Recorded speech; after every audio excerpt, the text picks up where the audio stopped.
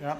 Thank you very much. My name is Grisha. I am from Zalando. I am not Shan, because Shan was the original, my colleague of mine who submitted this talk. Okay, so before I begin, thank you very much for having me here. Good afternoon, everyone. I'm quite excited to be here because it's not a courtesy. I really have two good reasons. One reason is that I'm by accident here. I didn't mean to be at this conference. The story was that Shan, a colleague of mine, someone on my team, he submitted a proposal to this conference about our team and A/B testing at Zalando. The day the proposal was accepted to this conference, he figured out that he would be in Russia watching football on this day, right? And that's a photo of Shan. Here's a picture of him in Kazan, Russia, hours before the game between Germany and South Korea. Maybe some people understand the importance of this game, right? So the second reason I'm excited to be here is that... Just a bit. No, yeah. Like this. Yeah. Okay. Just a second. The second reason I'm glad to be here is that, as a matter of fact, I used to work here at the Charité in research for 6 years. I was located on a different campus. It may be like a couple of miles from here. But the next building here is the HR headquarters of Charité. And each time I got my contract prolonged or signed contract, I had to come here and to sign the documents. It was like very nice emotions coming to this place. Okay, I'm going to talk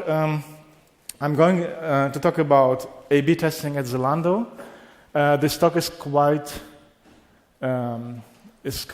basic, so I'm only touching some more advanced topics. Before we go on, I would like to ask you how many of you have never heard anything about A/B testing before. Please raise your hands. No one. Okay, good thing. So please raise your hands if you feel comfortable explaining p-values to anyone else. Oh, quite some. So what I'm going to promise you, for those who don't understand p-values, you're not going to understand them after this talk, right? So I'm not going to try to explain p-values to you, but rather to get the idea of what is behind the p-values, right? If there is one thing you could learn in this talk is that when looking at noisy things, every possible outcome is really possible, right? And sometimes you see things that are not there, and sometimes you don't see things that are there, right? And the main difficulty of A/B testing, or like any comparative studies, is to be able to tell apart. Is to be able to tell how often you do those two mistakes, about seeing things that are not there and about not being able to see things that are there. So I would like to give you this first slide about spurious correlation. There is a whole web page with graphs like this. In this particular example, what we've got here is the cheese consumption correlated with number of people that died in a particular way, right? And you see that the coefficient of correlation is close to 95%, right? When you see data like this, okay, there is a whole web page full of these graphs. It's called tylervigen.com, so you can go there and double-check the graphs, right? So if you see data like this, the first question is, are those things connected to each other, right? Is it by chance or is it not by chance? Okay, one more example from this side is another, like people dying some other way, and number of movies Nicolas Cage starred in, right? With a slightly less correlation of 67%.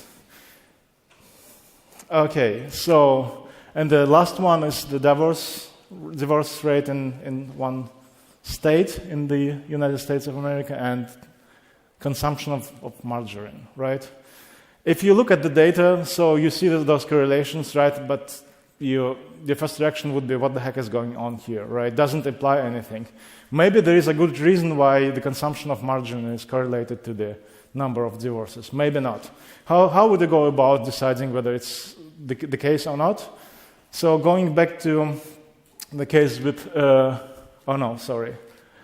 so if you go like into the world of e-commerce, so at Zalando we sell like fashion items, shoes, clothing, beauty items. We've got like also very similar effects in the sense that we see two things correlated with each other, and the question is, can we conclude that one thing is driving the other one? For example, you introduce like a new voucher campaign for new subscriptions, and you see like an increase in daily subscriptions. Can you claim that this effect was forced or promoted by this ad campaign? So you introduce like new color of the buy button, and you see that your daily revenues go up a little bit.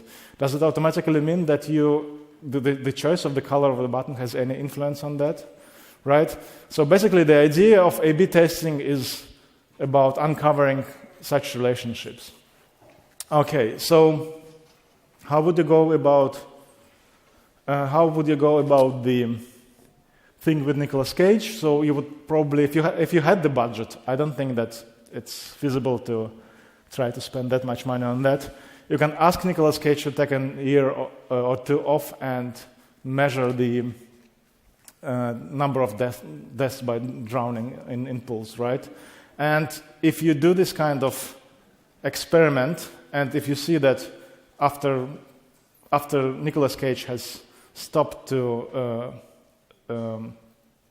act in movies, so if you see that this causes some changes in the other variable, only after that you can at least have some chances that you can say, okay, maybe the one thing is related to the other, right? And when you talk about A/B tests, like probably most of you know that they should be controlled. So it means that you need like a control group that you've got like no treatment. In this case, it would be like the years without Nicolas Cage starring in any films. So they should be randomized in the sense that you perform your A/B tests on subjects that are representative. If you think about the sample size, because if you're looking like for very small effects, you need a lot of samples in order to be able to resolve this effect. And of course, you've got to think about. You've got probably the first question, or the most important question that you're going to ask yourself is, the data that I'm looking at, the differences between control and treatment, can it be explained just by random noise? So in this audience, for example, I could split the whole audience in two halves, like to the left and to the right of me, and I could, for example, calculate the average shoe size, right? And of course, the numbers that would come out of it for the left side of the audience here and for the right side of the audience here, that wouldn't be the same number, right? They would be slightly different, or maybe not that slightly different. And the question is this difference really, does it represent anything, or is it just by chance due to the fact that it's just a finite number of people in the audience, right? So that's the question I'm trying to answer here. Okay, so that's the thing. So I skip next slide and show you this. One of my favorite XKCD comics is about this correlation, causation. Many people know it. So the last point, I think, which is important here, is that, this last maybe. Right, that's the pointer here, right? So maybe there was like a connection between taking the class and understanding statistics better. Maybe there was not. Right, so now back to Zalando. So at Zalando we've got a separate team which is responsible for building and supporting an internal A/B testing tool. We are about 15 people, including some backend engineers, some front-end engineers, and 4 research engineers. The research engineers, myself included, are responsible for this statistical interpretation of results, right? And this tool has been around for maybe the last year or two. Currently, as of this week, we've got more than 50 tests, live tests that are running and collecting the data, right? And our aim is to grow scalable to hundreds and maybe thousands of tests, right? If there are many things that you have to think about if you do A/B testing on such a scale, please do ask me afterwards about this. So I don't have that much time going into the details here. One reason why, for example, Zalando decided to go for an own A/B testing tool is the potential conflicts between tests. So suppose that in one test you make a change where you introduce a blue font on the default background, and in the other test you test the different color of background. And people that are in the treatment groups of both tests, they would see blue text on blue background, and they wouldn't be able to recognize anything, right? So we are not that far currently, but this automatic conflict recognition is part of our goals, right? We are trying, in order to be able to run A/B testing on scale, we have to be able to recognize these potential conflicts automatically. We still don't know how to do this in general, but we are going there. Okay, a little bit of the software engineering perspective. So our tool is a set of services, and more or less it's three main pillars. We've got some bookkeeping for the tests. So basically that's a bunch of Scala, of services implemented in Scala, and it's basically, as I said, for bookkeeping. So who is the owner of the test, when the test should be started, what's the end date of the test, what is the goals of the test, the choice of the KPIs, and so on. So that's quite a low-load service, so there are not much automatic interaction with that. Right. The second service is the assignment service. Basically, what we are offering to our stakeholders within company each time is that each time they have to make a decision between two variants, between the control and the treatment variant. So they perform a request to this assignment service, and we do the randomization for them. Right. And it serves this randomization on our side serves two purposes. First, we can ensure that randomization is done properly, right? So you choose the weights of the variance in the test at the beginning of the test. For example, you're giving 70% to the treatment group and 30% to the control group, and we can ensure that the variance splitting will be as close as possible to this 70 to 30%, right? And probably the most interesting set of services for this conference is analysis services. So the closer we get to the data, to the actual data, the more Python code we've got. And these analysis services, they kick in once all the data has been collected so far. Yeah? Can I ask a question? Yeah? Can you say a few words about the randomizer service and why it's important to split in advance? And why you do split in advance? What's the other mistake? What's the other way to go, and why is this a mistake? So we don't split in advance. The stakeholders can pick the ratio in advance, be it 50% to 50%, or maybe 70% to 30%. So how we do splitting, it's basically hashing the user ID and whatsoever and putting it into some deterministic function, right? So it's not, it's pseudo randomized split, right? So we can recover each time, based on the user ID, we can recover the variant in a deterministic manner each time. Yeah. Does this answer the question? Yeah. Why wouldn't you? Why not let people just choose after the fact who to put in each set? because you cannot do this very easily after the test has started, because some users might have seen the one variant and then end up being at the other one, right? And that could introduce problems. That's one of the reasons, right? We want to keep these assignments, this splits, like in a coherent way across the test, right? Yeah. Right, and about I was talking about analysis pipeline. So basically, most of our data comes at the moment from Google Analytics tables in BigQuery, and there is like several steps, like building the source code of the SQL query to fetch the data, then doing some data preprocessing, then executing query, then do some data preprocessing, and finally, data ends up being analyzed by ExpAn. That's our open source Python library for analyzing results of A/B tests. I'm going to talk about this a little bit later, just show a slide.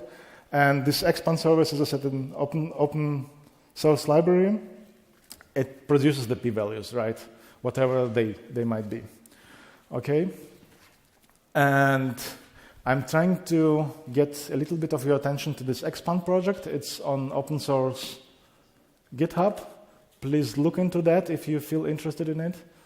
Please think about maybe submitting pull requests. We would be glad to see them. And it can do a couple of things. It can do like very basic t-tests. It can do comparison by bootstrapping, and it has some code for Bayesian analysis of the test results. And it's nice thing. Please do check the library out. And okay, so what I'm going to do next is just we're going to why all this fuss about different like testing approaches and so on.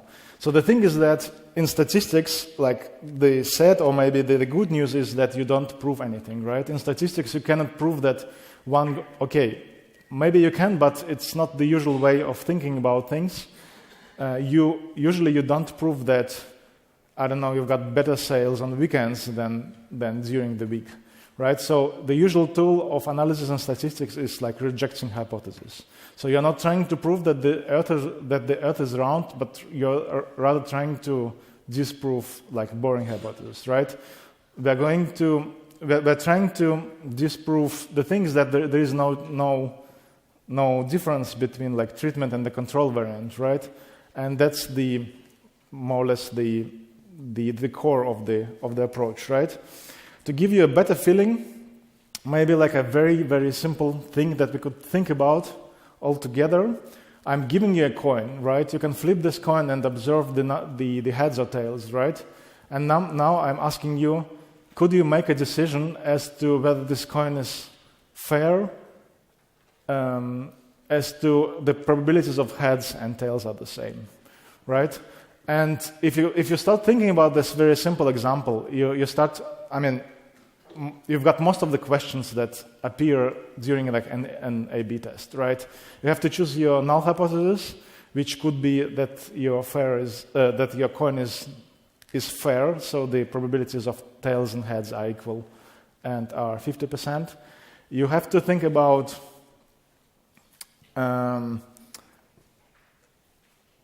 you've got to think about your budget in the sense how often you're going to flip the coin, right? Because flipping coin maybe not a big business, but doing like A/B tests costs some money, right? And depending on the particular A/B test, if you're offering vouchers, for example, some discount vouchers, it could cost some money to a company, right? Once you've got the data, you've got to have like a protocol or maybe an algorithm how to decide whether this data, this particular set of heads and tails, whether it's compatible with your null hypothesis, right? And only if you think that the data is highly improbable under the assumption of the null hypothesis, you're rejecting it and you're saying, okay, the coin is not fair. And what happens is that basically what we are looking here is a binary classifier, right? Because we know that coin has a certain state, either fair or not fair, and from data generated by this coin, we're trying to make a decision about we're trying to recognize the state, right? And since flips are random, and we've got a finite number of coin flips, our decision is not perfect. It's noisy, right? And so this confusion matrix, I didn't know it was called confusion matrix before yesterday, right? Okay, so on the one dimension, you've got the actual state of the coin, whether it's fair or not fair, and on the y-axis, we've got our conclusion, right, that we draw from the data. And there are 4 outcomes possible. 2 of them are kind of the right ones. So if the coin is fair and we think that the coin is fair, it's like a true positive. If the coin is not fair and we also believe that the coin is not fair, like it's true negative. But those red non-diagonal ones, that's the errors that we're going to make, right? And the whole idea about all those p-values, confidence and power of your statistical test is to be able to control those red guys here, right? Maybe one more example here at the airport when you go through this metal detector thing, right? If you don't have any metal things on you, it should not go off, but it can sometimes go off. That would be your false positive events. If you've got, for example, I don't know, like something like very heavy made of metal on you, you go through the detector and it doesn't go off, that would be like a false negative, right? So the thing is that you're trying to make those red events as few as possible. And the difficulty here is that if you're trying to optimize for false positives, to be having like as few false positives as possible, like basically believing to see an effect whereas there is no effect, you're going to sacrifice the false negatives. For example, for every person, this metal detector could be set up in such a way that it goes off for any person. So it would have like extremely high sensitive, like an extremely high sensitivity, but the number of false positives would be like very, very large, right? If you're trying to optimize for false negatives, you can decrease the sensitivity of the physical sensitivity of the device, so it would not go off very often. So probably you will not have like any false positives, but you will end up having like false negatives, a lot of false negatives, right? That's just one coin, or that's just one metal detector. First complication that comes into play here is that when you do an A/B test, you are not looking at just one KPI. You are not looking, for example, at the weekly revenue, or maybe some click-through rates, or whatever, like subscription rate. What you are looking very often at is set of KPIs. So it means that you've got you're testing several hypotheses at the same time. And since you've got like non-zero false positive rates for your single tests, the false positive rate for all of them seen as just one test will be significantly higher, right? So I'm giving here an example. Suppose that you have a protocol or you have a device or whatever method to classify between fair and unfair coin with 5% false positive rates. So it means that if a coin is fair, in 5% of such coins you would say that okay, coin is unfair.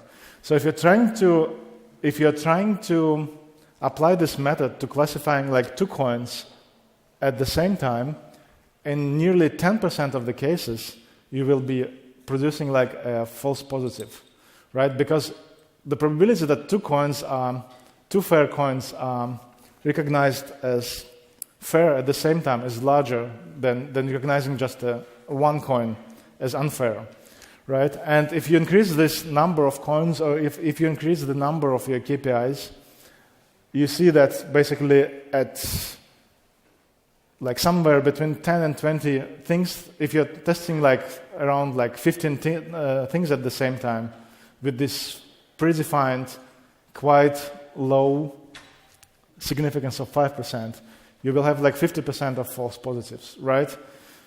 So remember the first 3 graphs I was showing to you. So it was like some correlations between things that seemed absolutely unrelated to each other, right? That's exactly the results of false positive correlations, or spurious correlations. So if you go through the data sufficiently long, if you're trying to look for things, like for more and more things, you will have some positive correlations, like spurious correlations, just by the nature just because the things are random.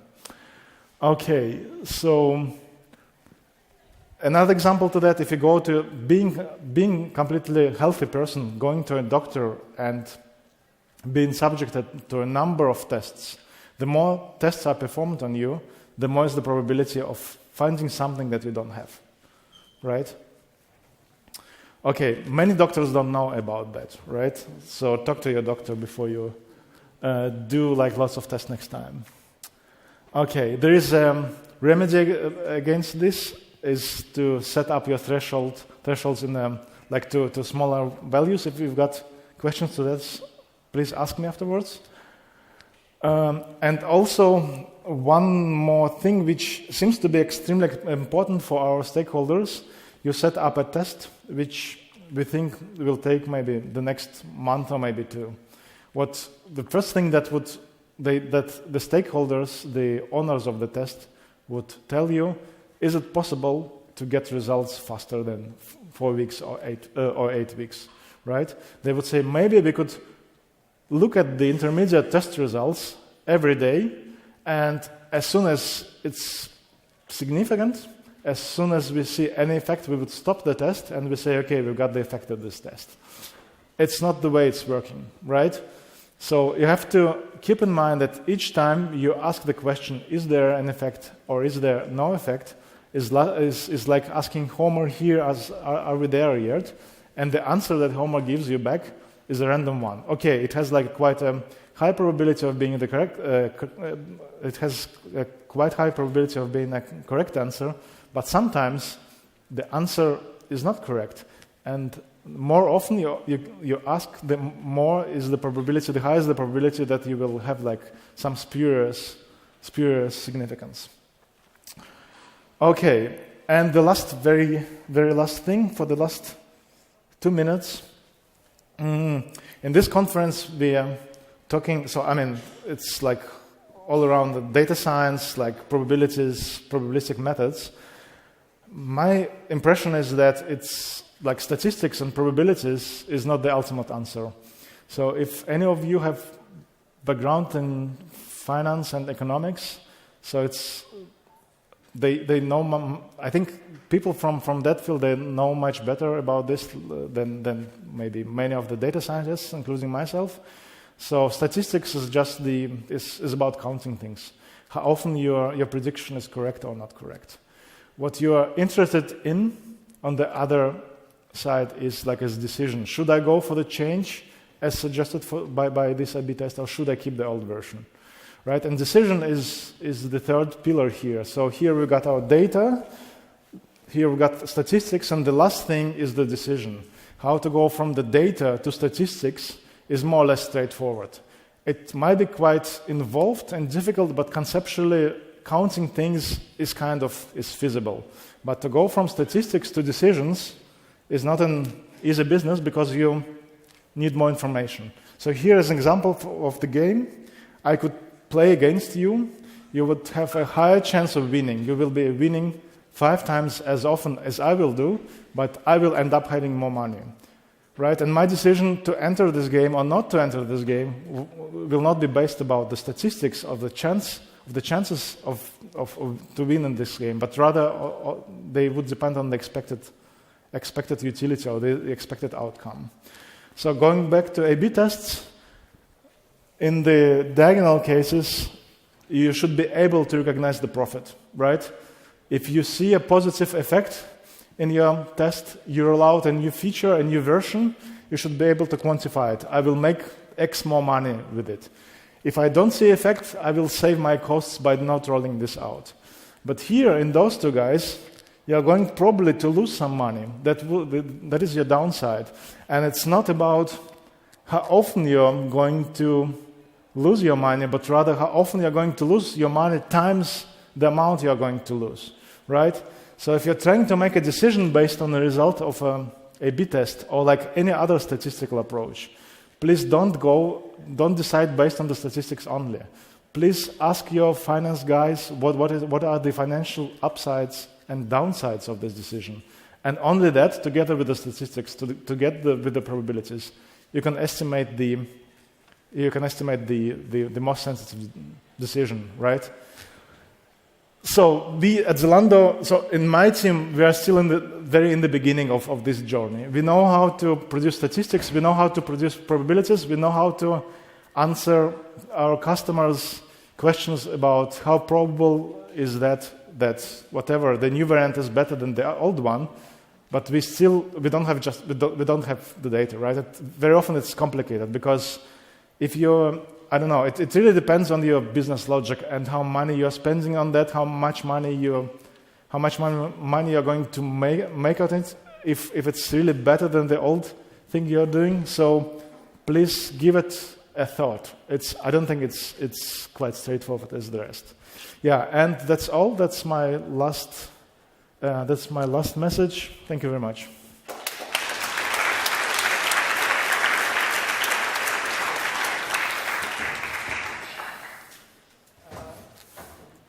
Hey, thank you very, very much. I have infinite questions, but I will not ask them because I will give the audience a chance to ask questions. Any questions?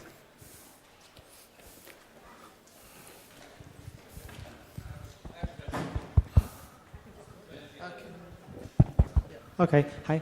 I have a simple question because you said that your package implements classical tests like Bootstrap, Bayesian tests, but in the end, in your work, what do you use? Classical null hypothesis testing, Bayesian stuff, permutation tests? So we've got some code for Bayesian analysis. We don't use it in the production because it's orders of magnitude slower. So for our live tests, we run an analysis like every 6 hours, more or less, like 4 times a day, maybe 5 times a day. And on the amount of data that we've got, to sample from the posterior distribution in a Bayesian approach takes hours or sometimes days. We cannot afford that. We don't know how to do it any faster. So most of the times we do like very straightforward t-test whatever. Sometimes we do bootstrapping in a manual mode. It's not automatized yet. We've got the code for the Bayesian stuff, maybe for some explorative data analysis, but it's not part of our daily automatic pipeline. Maybe if you know a solution to that, how to do Bayesian things faster, yeah, I would like to know about that. Is this okay? So, thanks for your talk. I was curious if you could. I'm here.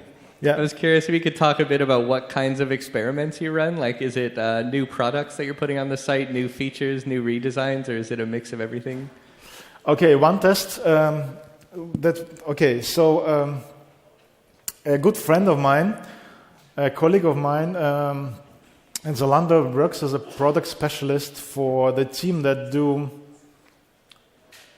the final step of the sorting. So if you're looking for black jeans at Zalando, you will see like a number of results, and the team is responsible for the sorting of the top, 100 relevant results to your request.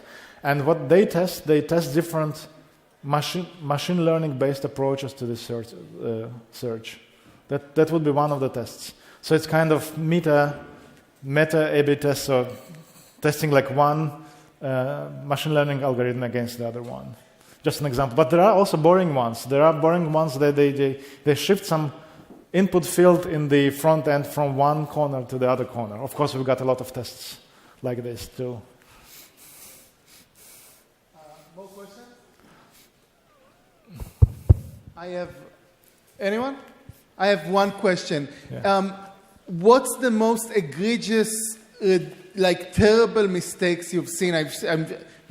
I'm sure you've seen a ton. What's the most egregious mistakes you've seen that are kind of dangerous and should be avoided in this kind of analysis that is statistical, exposed to a lot of noise, and that kind of stuff? So number one would be like overzealous data mining.